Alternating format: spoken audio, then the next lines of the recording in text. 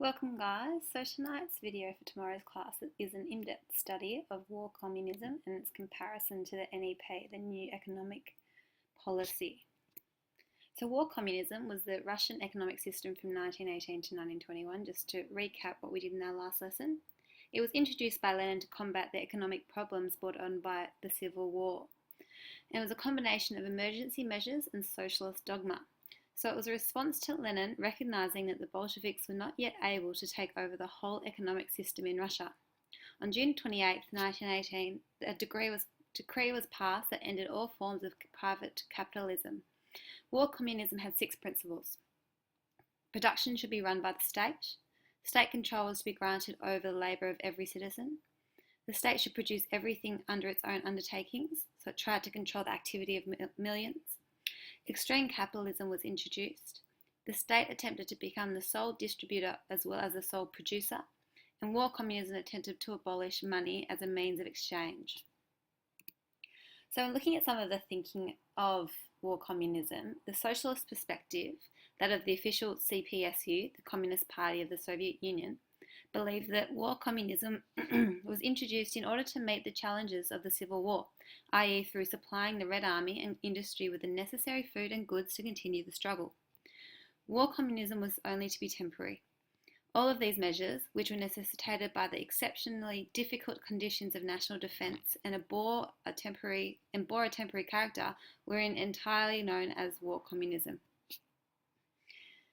The revisionist perspective, that of Orlando Figes, British historian and writer, believed that the war communism was not just a response to the Civil War, but a means of waging war against internal enemies, i.e. kulaks and the bourgeoisie. Figes concludes that the internal war was the main reason why war communism was introduced. The introduction of war communism was essentially a political response to the urban crises of 1918. The flight of the workers from the cities and their strikes and protests against food shortages were seen as the first signs of this collapse of the Bolshevik regime. It was essential, as the Bolsheviks saw it, to seize the peasantry's grain by force, to stem the chaos of the bag trade, and to get a firm grip on industry if they were to avoid certain defeat.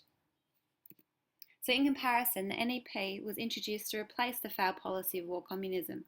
It took an almost capitalist approach to economic gains and brought back some form of economic sense to Russia's economy. Trade was to operate on an economic and accounting basis. Industry was divided into trusts, which controlled various enterprises.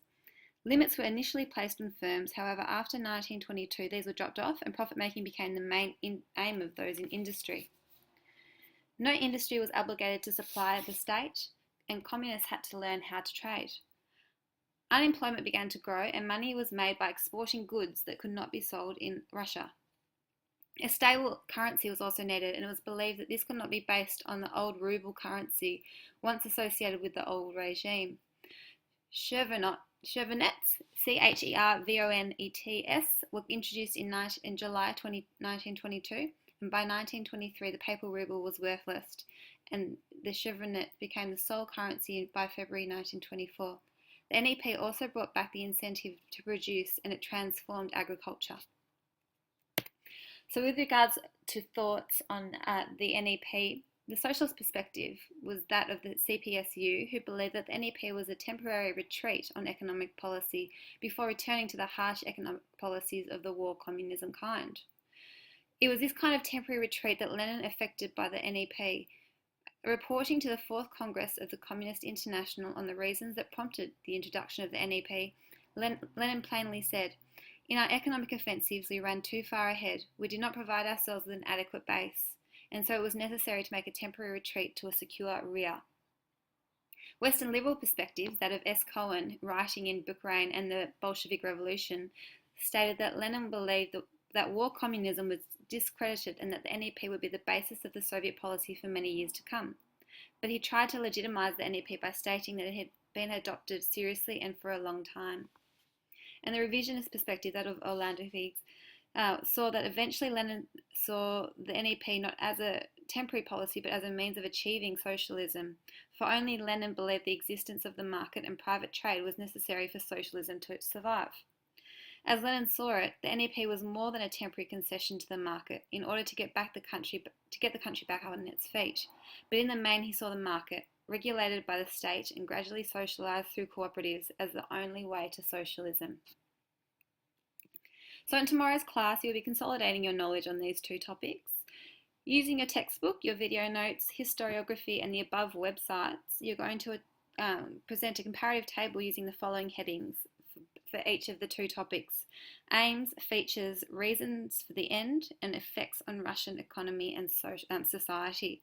You'll then present these findings in a report and answer the question, which was more critical to the Bolshevik consolidation of power?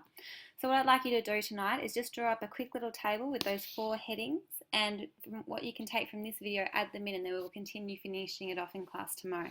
Thanks, guys.